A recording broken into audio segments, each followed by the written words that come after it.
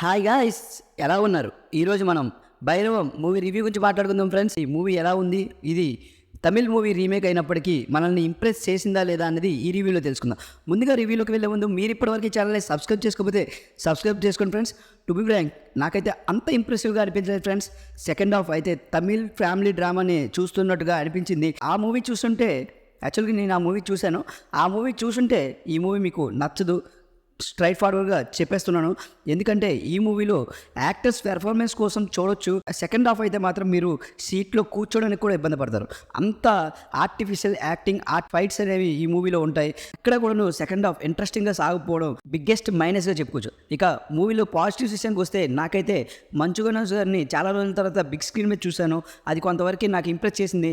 కానీ ఆయన acting బాగున్నప్పటికీ dubbing పరంగా కొంత కేర్ తీసుకుంటే బాగుండు అనిపించింది. ఎందుకంటే బేస్ వాయిస్ కోసం ట్రై చేశారు. ఆ బేస్ వాయిస్ని అందించే ప్రయత్నంలో కొంత న్యాచురల్ యాక్టింగ్ అనేది మిస్ అయ్యింది అనిపించింది.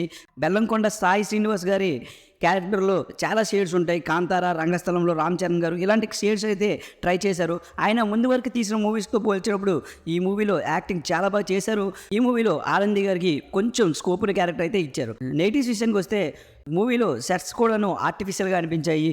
ఓవరాల్గా ఈ మూవీ అయితే మాత్రం ఒకసారి థియేటర్కి వెళ్ళి చూడొచ్చా అంటే, మంచు మనోజ్ గారి యాక్టింగ్ మరియు బెల్లంకొండ శ్రీనివాస్ గారు చాలా రోజుల తర్వాత ఈ మూవీని మన ముందుకైతే రావడం జరిగింది. వాళ్ళ కోసం అయితే ఈ మూవీని చూడొచ్చు. కానీ ఈ మూవీని ఒక రీమేక్ మూవీగా ప్రజెంట్ చేసే ప్రయత్నంలో అయితే డైరెక్టర్ గారు పూర్తిగా ఫెయిల్ అయ్యారు అని అయితే నాకు అనిపించింది.